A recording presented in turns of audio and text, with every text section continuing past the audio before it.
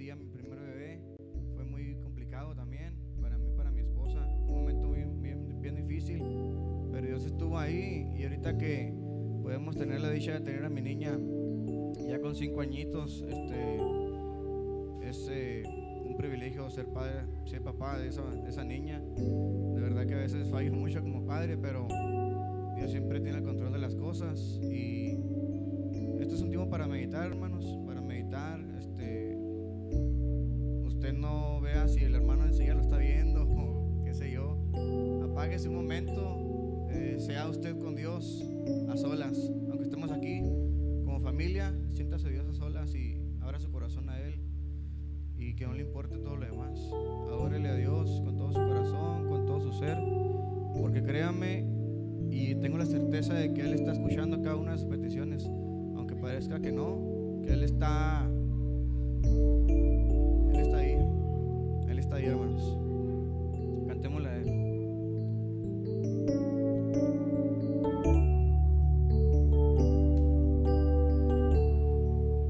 Levanto mis manos, aunque no tenga fuerzas. Levanto mis manos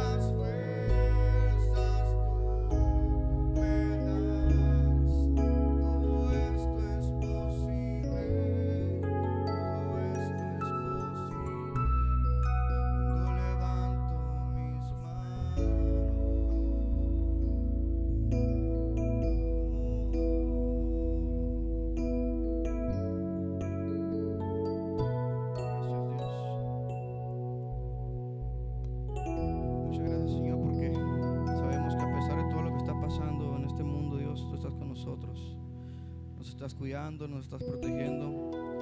Te doy gracias por las familias aquí representadas y cada una de ellas, Señor. Ellos vienen con el corazón dispuesto a escuchar de ti, a refrescarse, a descansar en ti, Señor. A pesar de los problemas que hayan pasado durante la semana, tú los has bendecido y nos has multiplicado cada uno de nuestras fuerzas. Te doy gracias, Señor, por los jóvenes, por los padres de familia, por las madres de familia, Señor, por los abuelos. Te doy gracias por todos ellos, Señor Jesús. Bendice, Señor, a cada uno de ellos y protégelos, Padre. Damos entrada a tu palabra, Señor. Te pedimos que uses el corazón y los labios de nuestro pastor David, que tú lo dirijas y que seas tú, Señor, el que hable a través de él. Te damos muchas gracias, Dios, por este momento tan especial, Señor Jesús. Gracias, Dios. Amén.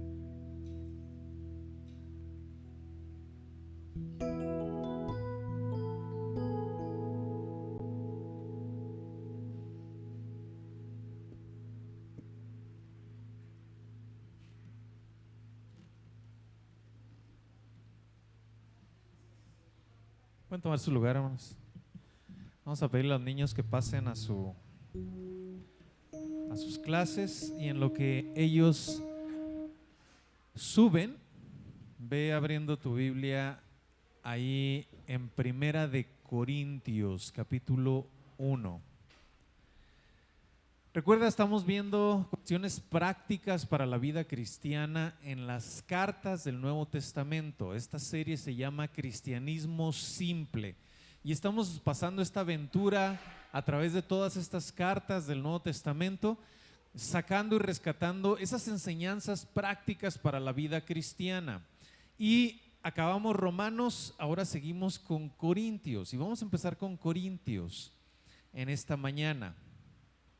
Corinto era una ciudad en Grecia que tenía esta iglesia. Pablo, en su segundo viaje misionero, eso lo puedes leer ahí en Hechos capítulo 18, en su segundo viaje misionero, Pablo, después de llegar a Atenas, llegó a esta ciudad que era una de las ciudades importantes de aquella época. Era la provincia de Acaya, básicamente donde los romanos también tenían una base ahí. Y era Corinto una grande ciudad, una ciudad próspera, una ciudad interesante. Pero Pablo, después de haber estado en Atenas, te decía, llega ahí a Corinto, se encuentra con una pareja y empiezan a trabajar juntos para el Señor. Se quedan ahí, Pablo se queda 1 año y medio trabajando en esa ciudad, se queda 1 año y medio y se funda, se inicia esta iglesia a la cual llamamos la iglesia de los Corintios. Esta iglesia fue fundada por el apóstol Pablo y estuvieron ahí trabajando todo ese tiempo y formaron una congregación bonita que después de 5 años, cuando se aleja Pablo, después se va a otras ciudades a seguir predicando.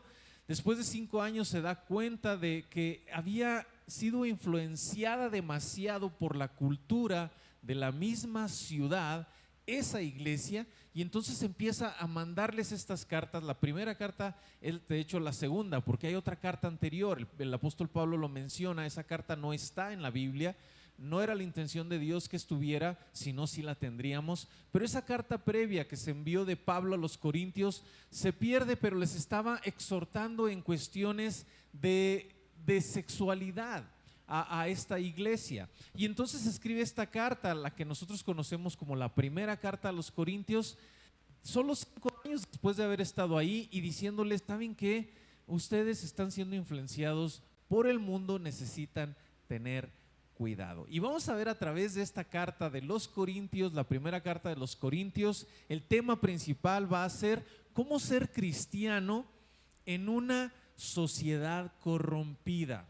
¿Cómo ser cristiano? ¿Cómo vivir la vida cristiana en medio de una sociedad corrompida? Ese es el tema principal de esta carta y lo vamos a estar explorando a través de todo lo que vamos a estar viendo en esta preciosa carta la primera a los Corintios. ¿Ya estás ahí en primera a los Corintios?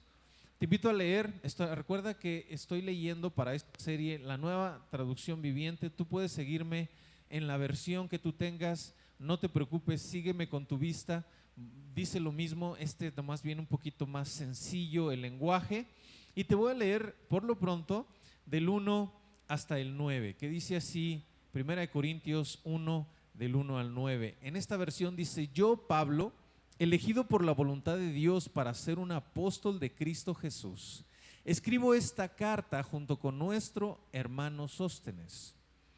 Va dirigida a la iglesia de Dios en Corinto, a ustedes que han sido llamados por Dios para ser su pueblo santo.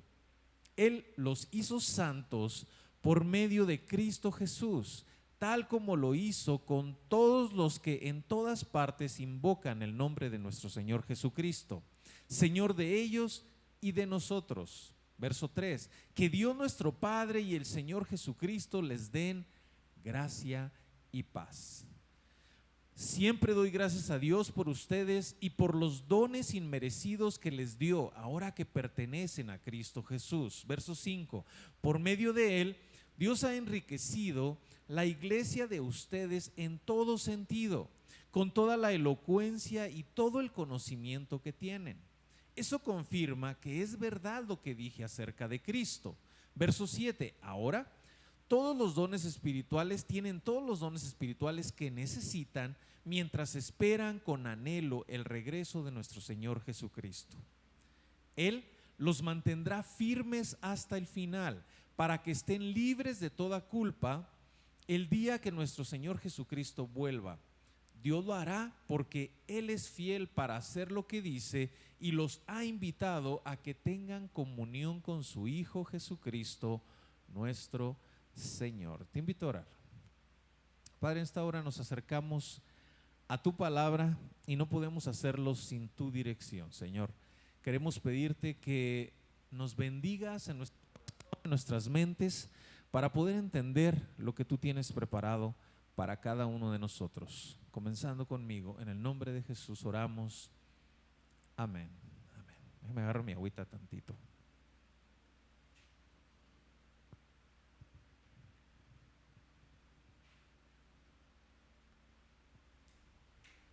Muy bien, te decía que Corinto es una iglesia fundada por Pablo.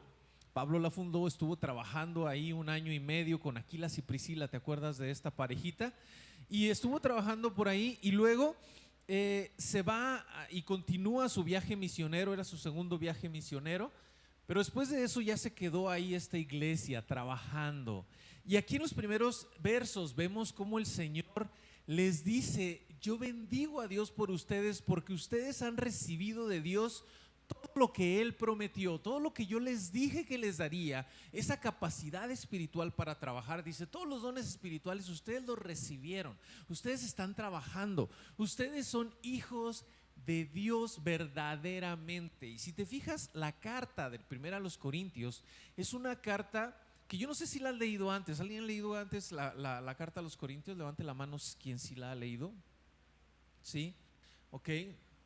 Son poquitos los que la han leído, pero es una carta fuerte, ¿no es cierto? Es una carta de exhortación así de esas que van sin lidocaína, ¿no? O sea, te manda así todas las exhortaciones sin anestesia y te dice así las cosas como son y duele. Y ¿sabes qué? La primera carta a los Corintios, siendo una carta que está dirigida a esta iglesia que estaba trabajando muy bien, pero estaba en medio de una sociedad corrompida, la sociedad de Corinto. Ahorita te platico un poquito de esta sociedad. Era una iglesia que se asemeja mucho a la sociedad en que estamos viviendo hoy en día. Mucha gente menciona, y quizá tú mismo lo has mencionado y has dicho, es que los tiempos de ahora son diferentes a los de antes. Hoy está terrible la situación. ¿Alguien ha mencionado eso? Y decimos, hoy es diferente y hoy está muy complicado. Pero ¿sabes qué? Te voy a platicar un poquito acerca de lo que era esta ciudad. Esta ciudad, te decía, era una ciudad comercial, era una ciudad muy próspera, pero una ciudad con influencia romana y una ciudad completamente idólatra. Y tenían templos y tenían diferentes dioses y diferentes templos, ¿no? Y ellos decían, así como en Atenas, básicamente decían, pues para no errarle de cuál Dios estamos adorando, pues vamos a tener varios y así y así no fallamos, ¿verdad? Hay por ahí una película que se llama La Momia, no sé si la han visto, no la vean, no tienen que verla, no la estoy recomendando ni nada de eso, pero hay por ahí un cuate que sale que trae así unos coliques y cuando la momia se le aparece a él empieza a rezar con los coliges que trae, ¿no? Y empieza a rezar en árabe y luego empieza a rezar en hebreo y luego empieza a rezar en un rezo cristiano y así, muchas cosas, ¿no? Como diciendo, pues a ver a cuál le atino, ¿no? Y a veces hace eso la sociedad, ¿no? Es la sociedad, como no conoce al Dios verdadero, empieza a buscar o ampliarse y decir, pues a este y a este y a aquel y al que pegue y ahí le damos, ¿no? Y así era esa ciudad de Corinto, pero uno de los templos más grandes que tenía era Artemisa, una diosa de la antigüedad, y tenían en ese templo, era básicamente un centro de fornicación, porque las sacerdotisas eran prostitutas básicamente, ¿no? Y era esto, tenían hasta mil sacerdotisas en ese lugar dispuestas a servir, entre comillas, a la gente que venía a adorar a esa diosa. Era algo terrible, era algo tremendo. Corinto era conocida en la antigüedad por sus fiestas con lujos, con desorden y con todo lo que te puedes imaginar que hay en este día, hoy en día. Era básicamente lo que había en aquel tiempo en Corinto. De hecho, había una frase que decía, vamos a corintear, ¿no? Y corintear era eso, hacer una fiesta de desorden, de todo lo que te puedas imaginar, borrachera, orgía y droga y todo lo que tú te puedes imaginar, así lo hacían en Corinto. De hecho, había también otra frase que decían, es una muchacha corinta, para decir que era una muchacha de la calle o una muchacha prostituta. Sí, era una corinta. Y básicamente esa era la cultura que tenían en aquella ciudad. Era algo terrible. Llegaban barcos y llegaban muchas lo que es todo el movimiento comercial que había en aquel entonces, y todos tenían que llegar ahí porque sabían que se la iban a pasar de pachanga y bien en Corinto. ¿Les suena familiar a todo lo que experimentamos o vemos hoy en día? O lo que nuestros jóvenes o nuestros chicos están experimentando o viendo allá afuera en el mundo. Es exactamente una sociedad corrompida como la que vivimos hoy, la que vivían en aquel tiempo en Corinto. Y esta iglesia estaba viviendo exactamente lo mismo que nosotros. Y Pablo da consejos que les pueden ayudar a esa iglesia, y les ayudó a esa iglesia a vivir en medio de esa sociedad corrompida.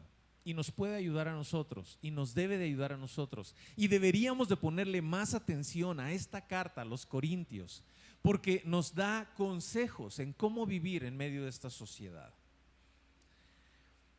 El versículo 1 dice, ¿quién escribe la carta? Y dice ahí, yo, Pablo, elegido por la voluntad de Dios a ser un apóstol de Cristo Jesús, escribo esta carta junto con nuestro hermano Sóstenes. Básicamente, el autor es obviamente el Espíritu Santo, pero usa a Pablo para que escriba esta carta a la iglesia en Corinto. Y tenlo en mente esto, porque Pablo, siendo el fundador de esta iglesia, él fue el que vino a corregir muchas cosas que estaban saliéndose de control en esta iglesia. En el versículo 2 dice, ¿a quién va dirigida la carta? Y esto es importante e interesante, y es algo que debemos de considerar muy detenidamente. Fíjate el versículo 2, esta versión dice, va dirigida a la iglesia de Dios en Corinto. Y luego, por si te queda duda de cuál es la iglesia de Dios en Corinto, te dice, a ustedes que han sido llamados por Dios para ser su pueblo santo. Él los hizo santos por medio de Cristo Jesús. Ahí está diciendo a quién va dirigida esa carta. Esa carta va dirigida a la iglesia. Esa carta va dirigida a los santos. Y todo este tipo de correcciones que da Pablo a la iglesia, que a veces tú podrías pensar y decir, oye, pues le está hablando a gente inconversa, le está hablando a gente completamente que está desordenada en su vida. No, les está hablando a los santos, a los hijos de Dios, a los miembros de la iglesia, a la iglesia de Cristo ahí en Corintio, a la iglesia de Dios ahí en Corinto. Les está diciendo todas estas cosas y estas exhortaciones a ustedes que han sido llamados a ser santos. Entonces, ahí le está diciendo que estas exhortaciones son para los creyentes. Nosotros cuando predicamos, cuando salimos a compartir con la gente, a veces queremos usar exhortaciones, a veces queremos usar, esto lo aprendí, fíjate, en una conferencia que nos dieron a los pastores el día de antier nos citaron, el viernes, nos citaron a los pastores de la Alianza y nos dijeron, ¿saben qué? Viene un hermano de Campeche y viene a hablar acerca de la cultura, ¿no? De la cultura, cómo la iglesia enfrenta la cultura general, la cultura allá afuera, ¿no? Y una de las cosas que aprendí es esto, de que de repente en la iglesia nosotros queremos ir y hacer, él lo mencionó así, queremos discipular a los no creyentes, pero no podemos discipular a los no creyentes, necesitamos evangelizar a los no creyentes. Primero necesitan conocer de Cristo, porque él decía, de repente quiere la iglesia y va con el que toma y le dice, eres un borracho, tienes que dejar de tomar. Dice, y si no tienen a Cristo, ¿cómo crees que van a dejar de tomar?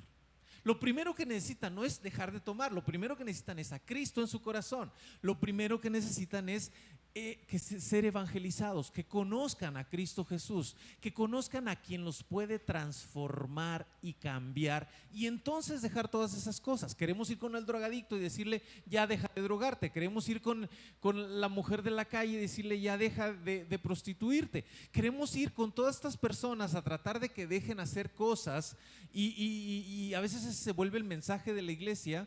O aquel que es homosexual, decirle, tienes que dejar de ser homosexual. Y el Señor les dice, primero tienen que saber de Cristo, porque ¿quién transforma vidas y corazones? Cristo Jesús. Entonces no vayas a corregir sus vidas, ve a hablarles de Cristo. Eso es lo que necesitamos hacer. Y por eso esta carta, que va con corrección, que va con ya diciendo, esto es lo que a Dios le agrada y no lo debes de hacer, ya es hijos de Dios que sí deben de estar haciendo la voluntad de Dios, que debemos estar haciendo lo que Dios nos ordena y nos manda, y debemos estar alineados a su voluntad. Entonces es diferente esto de querer discipular a la gente, a nuestra familia, ¿no? Por ejemplo, queremos decirles a ellos lo que tienen que dejar de hacer. Queremos llegar voy a poner este ejemplo, con las personas que tienen ídolos de cualquier tipo, ¿no? Que la Santa Muerte, que no sé qué, y decirle, deja eso. Pero antes de dejar eso, necesitan a Cristo en su corazón, que sea lo que sustituya a eso. Y por eso debemos de llegar predicándoles y compartiéndoles del evangelio, no regañándolos por lo que están haciendo, sino diciéndoles, necesitas a Cristo en tu corazón. Y cuando ellos conozcan a Cristo, entonces se van a dar cuenta que eso no sirve de nada, que esos ídolos y esas cosas que tienen ahí no les sirve de nada. Pero se tienen que dar cuenta hasta que Cristo llene su vida y transforme su corazón. Por eso nuestra responsabilidad como iglesia, hermano, hermana, es ir y predicar el evangelio, es llevar el mensaje de salvación a aquellos que lo necesitan. Y de eso habla este capítulo 1 hasta el final. Sigo leyendo. Dice el verso 3. Antes de eso, la iglesia de Corinto, te decía, estaba influenciada grandemente por la sociedad y se había corrompido junto con la sociedad. Pero la iglesia no podía moldarse a la sociedad. De hecho, ahí en el versículo 2 dice algo claro. Dice, esta carta va dirigida a la iglesia de Dios en Corinto. Y luego les dice por qué va dirigida a ellos. Dice, porque a ustedes han sido llamados por Dios a ser su pueblo santo. Es decir, Dios nos llama a nosotros, nos rescata no solamente de la condenación, nos rescata del poder del pecado, pero también nos rescata de esto que es el mundo, y nos quiere hacer diferentes. Él quiere que sus hijos seamos diferentes al resto del mundo.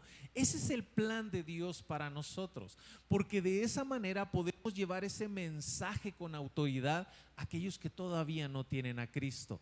Podemos llevar un mejor mensaje diciéndole: el Señor me cambió a mí y necesitas a Jesús porque te puede cambiar a ti, cuando ya han visto en mí un cambio. Pero si en mí no han visto un cambio, entonces ¿cómo les puedo decir que Dios puede cambiarlos? ¿Cómo les puedo decir a ellos que necesitan de Cristo porque Dios los quiere cambiar si yo no he cambiado? Por eso es necesario que nosotros seamos corregidos primero, que nosotros seamos diferentes, que nosotros seamos santos. Por eso el Señor dice: ustedes han sido llamados por Dios a ser su pueblo santo.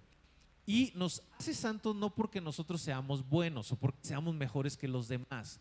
No, dice ahí claramente en este verso. Dice, Él los hizo santos por medio de Cristo Jesús. Él nos hizo santos por medio de Cristo Jesús. No éramos santos, no éramos buenos, pero Él viene, nos perdona, nos limpia y entonces nos da esa categoría de santos, de apartados para Dios. Entonces, porque de repente también nos dicen por ahí, cuando nosotros compartimos el evangelio, nos dicen: ay, sí, tú te crees muy santo. Pues es que lo soy porque Cristo me hizo así, pero no porque lo sea, porque no porque sea bueno, no porque sea mejor que nadie. De hecho, no somos mejores que nadie. De hecho, quizás somos los peores. Y más adelante lo dice de lo, ¿cómo dice? De lo vil y lo menospreciado tomó el Señor, ¿verdad? Entonces, somos de los peores, pero el Señor nos da esa categoría simplemente por amor y por su gracia, y nos dice: Él va a quedar limpiecito, y porque ha creído en mi palabra, tiene garantizado el cielo. Así lo dice la palabra de Dios. No lo merecemos, pero el Señor nos lo regala. Por eso es un regalo la salvación de Dios. Y eso es lo que debemos de entender claramente.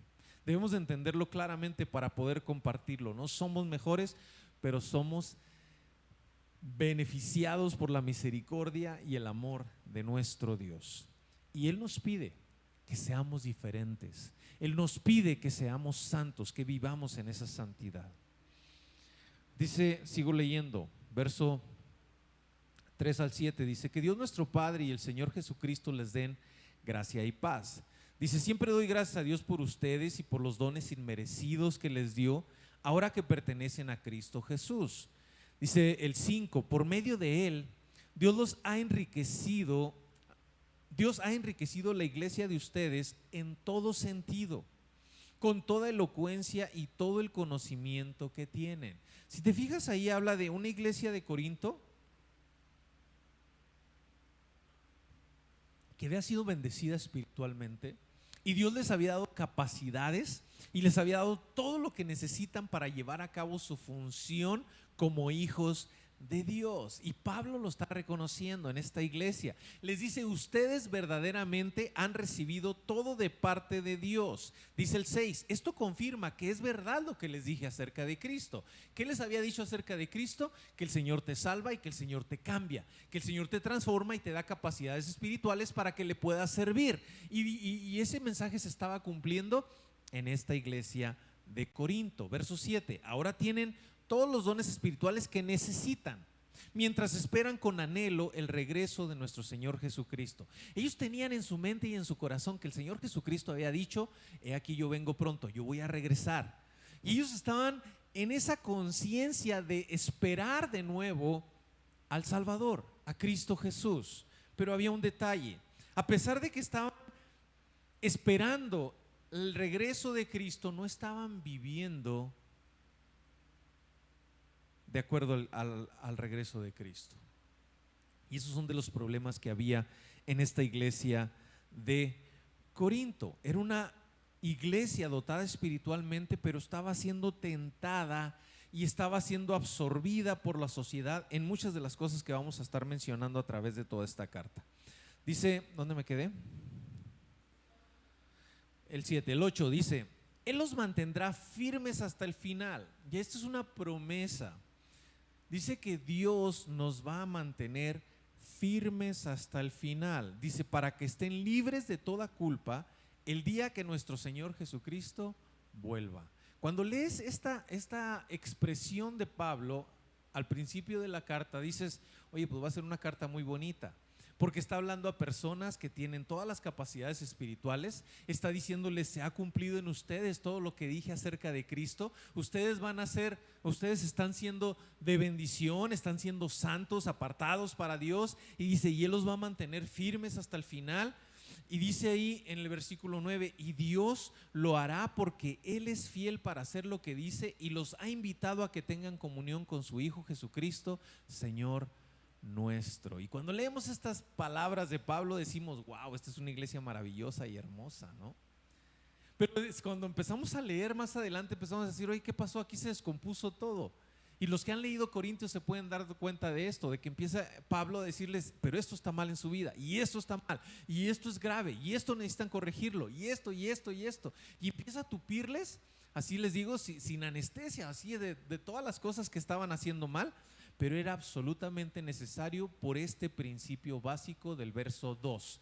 Ustedes han sido llamados para ser santos. Así que si quieres un versículo clave de toda esta carta es ustedes han sido llamados a ser santos, a ser diferentes a los demás, porque son hijos de Dios, llamados por Dios a ser diferentes. Así que tú, si conoces a Cristo Jesús, tú también, igual que la iglesia de Corinto, has sido llamado a ser santo.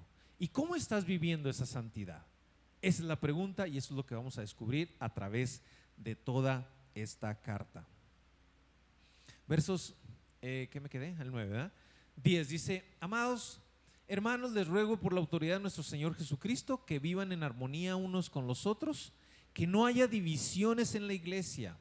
Por el contrario, que sean todos de un mismo parecer, unidos en pensamiento y en propósito, pues algunos de la casa de Cloé me contaron de las peleas entre ustedes, mis amados hermanos. Ahí empezó a decirles, tienen problemas, tienen todas las capacidades del Señor, tienen la bendición de ser cristianos llamados hijos de Dios, pero tienen un problema, hay divisiones entre ustedes. Y ahí empieza el primer problema de la iglesia en Corinto. Y ahí es donde les decía esta frasecita de que ellos esperaban el regreso de Jesús, pero no vivían a la luz de su venida. Ellos no vivían como esperándolo, sino que estaban viviendo de acuerdo a la sociedad y corrompidos junto con la sociedad. Y precisamente las divisiones en la iglesia es corrupción, ¿no es cierto? Porque ¿qué es lo primero que dice el Señor acerca de los hermanos? Que debemos de amarnos unos a otros, ¿no? Y de soportarnos unos a otros y de ayudar al más débil. Y eso habla de una armonía y de una unión que debe de haber en todas las iglesias. Y en esta iglesia de Corinto estaba pasando algo extraño, había divisiones. Y lo primero que les dice Pablo es, verso 13, ¿acaso Cristo está dividido? Dice esta versión, ¿acaso Cristo está dividido en fracciones? Claro que no, la pregunta es una pregunta retórica, ¿no? Que tiene ahí ya la respuesta, está diciendo, no, Cristo no está dividido, Cristo es uno solo, Cristo tiene una sola obra, no diferentes obras, una sola obra, tiene un solo propósito, tiene un solo mensaje. La iglesia del Señor tiene una sola cabeza y es Cristo. Tiene una sola fuente de autoridad y es la palabra de Dios. Hay una sola cosa en el propósito de Dios y no se divide. Hoy o en estos días tuvimos la tristeza de que dos de nuestros líderes, de nuestros siervos, se van a servir a otra iglesia. Y tristeza porque se van, pero alegría porque el Señor sigue haciendo su obra y el Señor los llamó para estar trabajando en otro lugar, en otra iglesia, ¿no? Y se despidieron hoy de nosotros o de algunos de nosotros aquí en la mañana y nos duele verlos irse, pero a la vez decimos, la obra es del Señor y sabemos que el Señor tiene propósitos para sus vidas y ellos le pertenecen a Dios y el que manda y el que reina y el que está moviendo a cada peón, porque nosotros somos peones nada más, es el Señor y está acomodándolos en su obra de acuerdo a lo que Él quiere hacer. Y nosotros debemos estar agradecidos y oramos por ellos y les bendecimos y les decimos que Dios les bendiga porque sabemos que Dios les va a ayudar allá donde van. Y eso es algo maravilloso, ¿no? Poder sentir esto de parte de Dios, de decir, Dios está haciendo su obra. Y qué padre que nosotros podamos ser parte de esa capacitación para algunos y luego el Señor dice, ahora sí ya estás listo, vete para allá porque te voy a usar allá. Y te voy a usar y a lo mejor te vas a ir de misionero, o te vas a ir a otra iglesia, o te vas a ir a servir allá, o te vas a ir a hacer estas cosas. Y qué padre nosotros poder ser ese puente donde estamos capacitando a la gente para que vaya a otro lado a servir. Pero en este momento, en esta iglesia de Corinto, en vez de estar unidos, en vez de estar trabajando juntos con un solo propósito, con una sola misión, ellos estaban tratando de ver cada quien por lo suyo. Y esas divisiones, dice ahí, las escribe Pablo. Dice, esas divisiones, está en el versículo 12, dice, algunos de ustedes dicen, yo soy seguidor de Pablo. Otros dicen, yo soy de Apolos. Otros dicen, yo sigo a Pedro. Otros dicen, yo sigo solamente a Cristo. Y menciona, yo creo que como ejemplo nada más, estas 4 divisiones que había, donde había ciertos grupos que estaban peleando entre sí, tratando de tener quizá autoridad o derechos sobre algunas enseñanzas o algunas cosas, y decían, no, pues es que tenían como diferentes equipos, ¿no? ¿Qué pasa con los equipos? Pues los equipos pelean cada uno para su propio bien, ¿no? Y quiere ganar cada equipo. Y es básicamente lo que estaban haciendo aquí en esta iglesia de Corinto. Era una sola iglesia donde estaban estos 4 equipos o estos ejemplos de estos 4 equipos, donde unos decían yo soy de Pablo, otros decían yo soy de Pedro, otros decían yo soy de Apolos y otros decían yo soy de Cristo. ¿Qué significa todo esto? Significa que eso que estaba allá afuera en la sociedad, de los grupos, de ser mejores, estaba llegando y penetrando a la iglesia. Y esa influencia que tenían, en vez de decir, Cristo Jesús nos llamó a una sola obra, Cristo nos llamó a tener un solo propósito, a predicar el evangelio, a que el evangelio llegue a los corazones de la gente, empezaban a ver por sus propios intereses, ¿no? Y eso es lo que enseña el mundo, es ver por tus propios intereses. Y Dios es diferente. Dios dice, ve por los demás primero, ve por los otros, ¿no es cierto? Y es completamente diferente. Pero ellos en Corinto se dejaron llevar por esto y empezaron a decir, no, yo creo que el grupito de Pablo, pues imagínate, ¿no? ¿Quién era Pablo? Pablo ya tenía un reconocimiento bastante amplio en sabiduría, en conocimiento. Pues fue el fundador de esa iglesia, ¿no? Y ese grupo decía, no, espérate, nosotros estamos bien porque nosotros seguimos lo que Pablo nos dijo, ¿no? Y estaban ahí confiando en la sabiduría humana, en un Pablo sabio, en un Pablo que verdaderamente sí sabía mucho y conocía mucho del Señor y conocía mucho de la ley y conocía mucho, pero ellos estaban confiando más que en Dios, estaban confiando en la persona y en la sabiduría de Pablo, y ese era un grave error. Otros estaban diciendo, no, espérate, pero Pedro fue el primer apóstol allá y estuvo con el Señor Jesucristo y el Señor le encargó a sus ovejas y dice, no, yo estoy con Pedro, ¿no? Y decían y como la salvación viene de los judíos, entonces Pedro era judío y Pedro estaba a cargo de los judíos y dicen, pues nuestro grupo es mejor que el tuyo, ¿no? Y estaban ahí peleándose en ese tipo de situaciones. Ellos estaban viendo por el estatus, ¿no?, que tenía Pedro en este caso, como siendo el líder de allá de la iglesia en Jerusalén, pues ellos decían, no, pues el líder de ahí nosotros estamos bajo esa cobertura, ¿no? Y nosotros estamos mejor que ustedes con Pablo.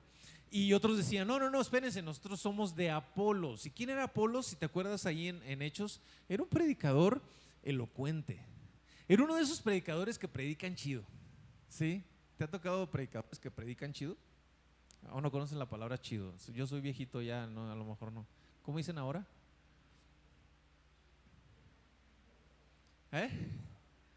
¿Suave? ¿Padre?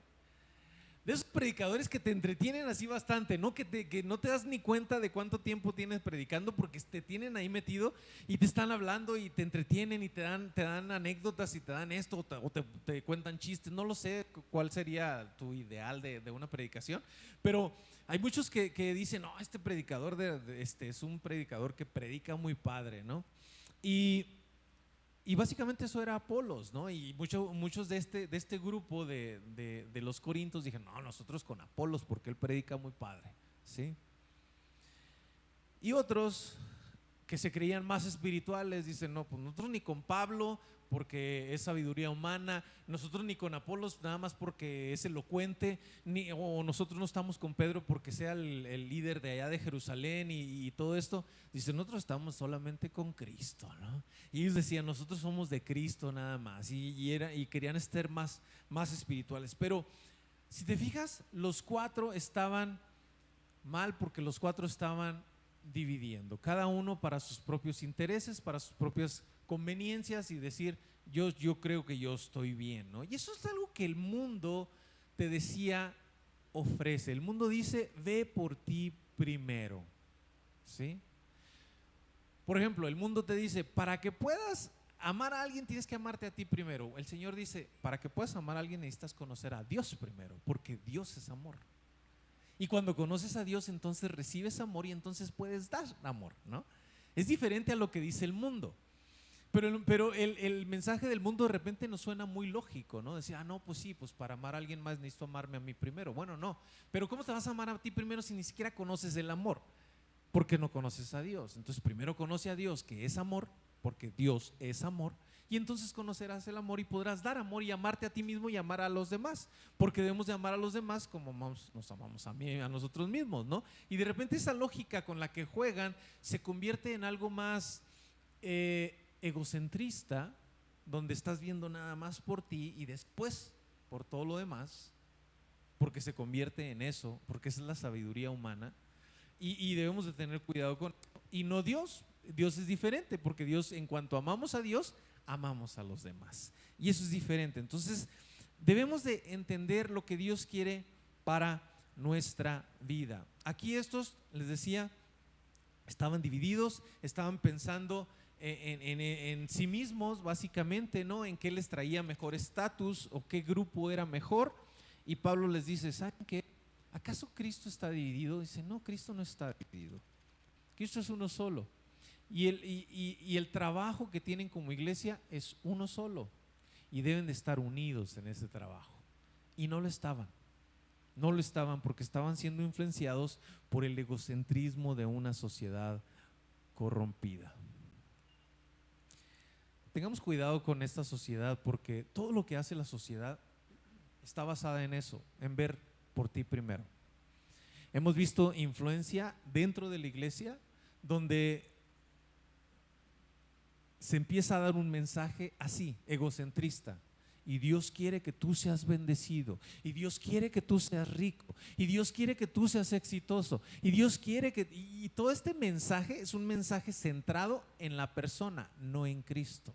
Centrado en nosotros, no en Cristo. Cuidado con ese tipo de mensajes. Son mensajes que nos llevan a la corrupción de la sociedad. Por eso debemos de tener cuidado como cristianos, y debemos de basarnos solamente en lo que el Señor nos pide. El Señor nos dice, ustedes son santos. ¿Cómo vamos a alcanzar santidad? Romanos 12, verso 2 nos dice cómo alcanzar esa santidad. ¿Te acuerdas de Romanos 12:2?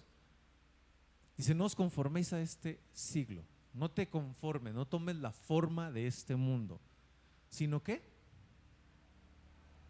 sean transformados. Sean transformados por medio de la renovación de vuestro entendimiento. ¿Y de dónde viene esa renovación de nuestro entendimiento?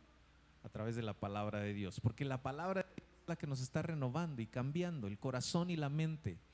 Está cambiándonos de acuerdo a lo que Dios quiere y pide de nosotros. Está renovándonos y cambiándonos, y es el Espíritu Santo que completa su obra para que nosotros seamos completamente diferentes. Y si te fijas, la única manera que nosotros podemos ser cambiados y transformados es a través de su palabra, a través de lo que Él dice. Y si nosotros ignoramos la palabra de Dios, nosotros no la leemos, ¿cómo vas a ser transformado?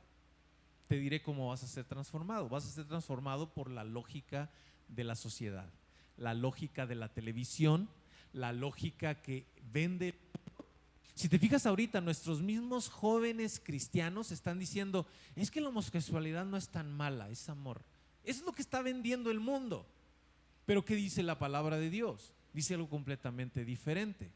Entonces, están siendo influenciados por el mundo en vez de ser influenciados por lo que dice Dios, por su palabra. Necesitamos regresar a su palabra. Por eso la advertencia, versos 19 al 20. Bríncate tantito, acuérdate que el jueves, si Dios nos presta vida, el jueves sí tenemos oportunidad de leer todo detenido verso a verso y ahí hacemos preguntas y dudas. Aquí nada más estamos viendo las cuestiones prácticas. Brínquese ahí al versículo 19 al 20, 18, 19, 20, dice el 18, dice: el mensaje de la cruz es una ridiculez para los que van rumbo a la destrucción, pero nosotros que vamos en camino a la salvación sabemos que es poder del mismo Dios. El mensaje de la cruz es poder. El mensaje de la cruz es bien sencillo. ¿Te has dado cuenta de eso? El mensaje de la cruz es sencillísimo. El mensaje de la cruz dice que Jesús murió en esa cruz para perdón de nuestros pecados. Y si nosotros venimos a ese perdón, ¿Él qué hace? Nos perdona y nos limpia de todo pecado y nos da salvación. Así de sencillo. ¿Te fijas? Es bien sencillo. Y te dice, y ahora tienes la garantía de estar para siempre con el Señor. Si tú has venido al perdón que es a través de Cristo Jesús. Y eso es lo que nos dice la palabra. Y parece tan sencillo, pero la gente dice, sí, ¿cómo tan fácil? ¿A poco si viene Hitler y se arrepiente de todos sus pecados y viene a la cruz, va a ser perdonado? ¿Te han hecho esa pregunta antes?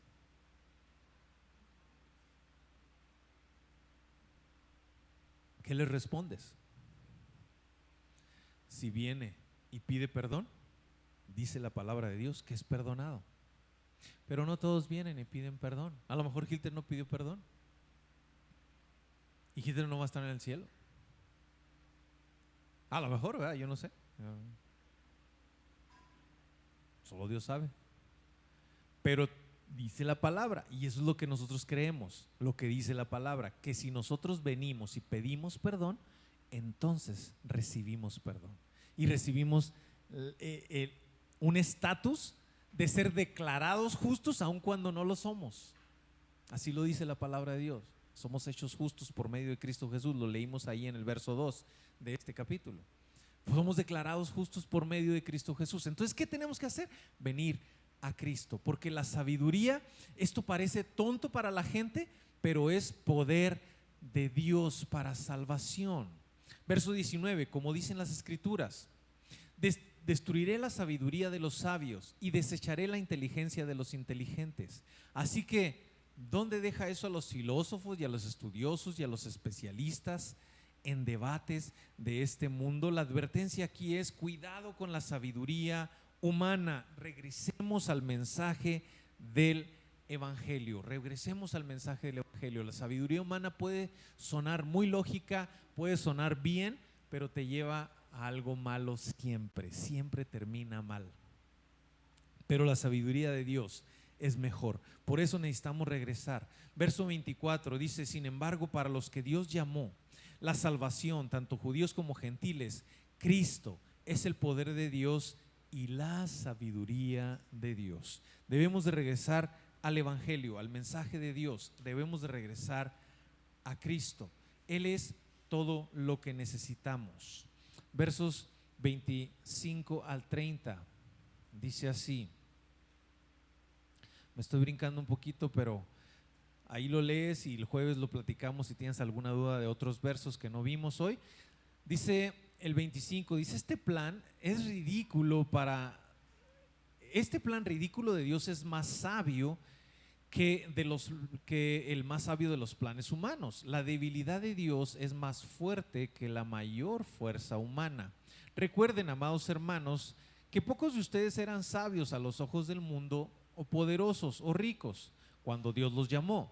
En cambio, Dios los eligió para que lo que el mundo considera ridículo, para avergonzar a los que se creen sabios, y escogió cosas que no tienen poder para avergonzar a los poderosos. Dios escogió lo despreciado por el mundo, lo que se considera como nada, y lo usó para convertir en nada lo que el mundo considera importante. Como resultado, nadie puede jamás jactarse en presencia de Dios. Verso 30. Dios los ha unido a ustedes con Cristo Jesús.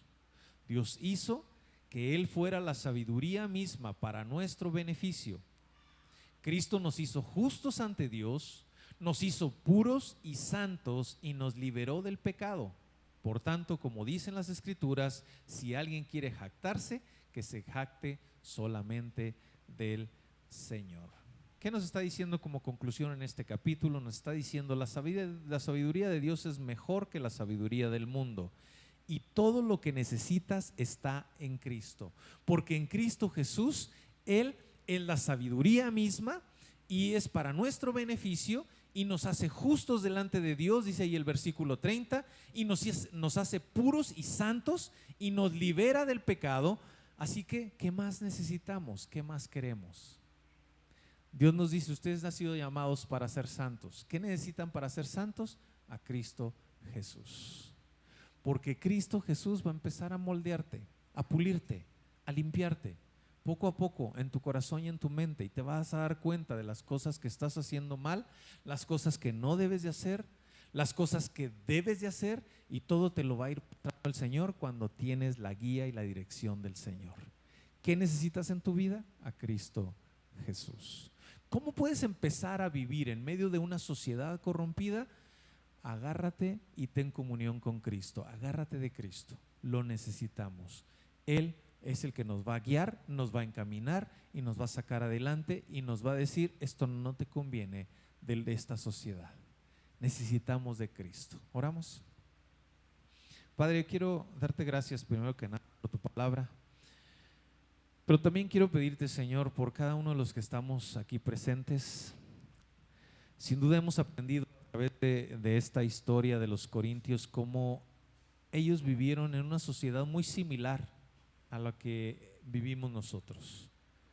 Y a veces nosotros vemos a nuestros amigos, a nuestros parientes, a nuestros hijos, a mucha gente que se está dejando llevar por la sociedad.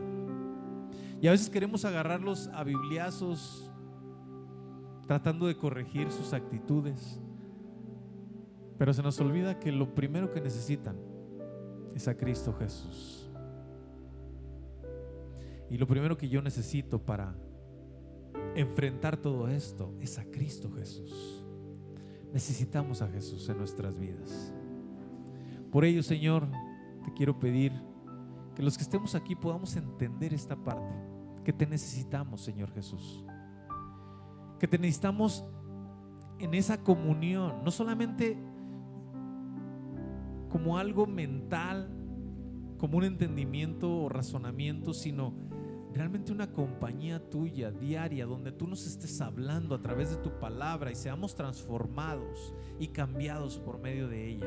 Y entonces experimentaremos, como dice Romanos 12, a conocer tu voluntad, que es buena, agradable y perfecta. Ayúdanos, Señor, para si hemos entendido esto hoy, esta necesidad de Cristo en nuestra vida, podamos venir a ti y decirte, aquí estoy, Señor, toma mi vida, toma mi corazón, te necesito. Necesito de Cristo en mi vida para cambiar todo lo que soy, para cambiar mi rumbo completamente, mi propósito, para poder ser guiado por ti. Y en medio de esa comunión que tenemos y que vamos a tener ahora con Cristo Jesús, tenemos la garantía de no solamente la salvación eterna, sino de cumplir el propósito para el cual hemos sido llamados. Y así orando, yo te invito para que, si tú quieres decirle al Señor Jesús, entra a mi vida y a mi corazón, lo hagas hoy. No dejes pasar tiempo, porque hoy lo necesitas. Hoy lo necesitas en tu vida y es lo mejor que te puede suceder en la vida. Y si tú quieres a Cristo Jesús en tu corazón, díselo ahí donde estás, cerrando tus ojos. Dile, Señor Jesús, te necesito. Dile, necesito que cambies mi vida y mi corazón y renueves mi mente y transformes todo lo que soy, para poder pensar no de acuerdo a la influencia humana, de la influencia de la sociedad en la que vivimos, sino de acuerdo a tu palabra, y entonces estar seguro que yo estoy viviendo en tu voluntad. ¿Quieres estar seguro? Necesitas a Cristo. ¿Quieres a Cristo en tu corazón? Me gustaría orar por ti. Levanta tu mano y dile: yo quiero a Cristo Jesús en mi corazón, y yo quiero orar por tu vida, quiero orar por esa decisión. Veo sus manos, puede bajar sus manos. Gloria a Dios. Padre, en nombre de Jesús te pido por cada uno, Señor, de los que te necesitamos en nuestra vida y en nuestro corazón. Necesitamos ser santos, diferentes, pero la única manera que lo vamos a poder hacer no es por nuestras fuerzas, sino porque Cristo Jesús nos ayuda, nos transforma, nos cambia, y necesitamos de Cristo. Y lo hemos entendido el día de hoy, Señor, y te pido por los que levantaron su mano, Padre, para que tú les bendigas, les abraces, les tomes, les hagas sentir tu presencia, Dios, y les guíes y les encamines en su mente y en su corazón de aquí en adelante en todo lo que tú quieres hacer con sus vidas. Bendícelos en el nombre de Jesús. Los pongo en tus manos. Amén y amén. Dios nos bendiga a todos.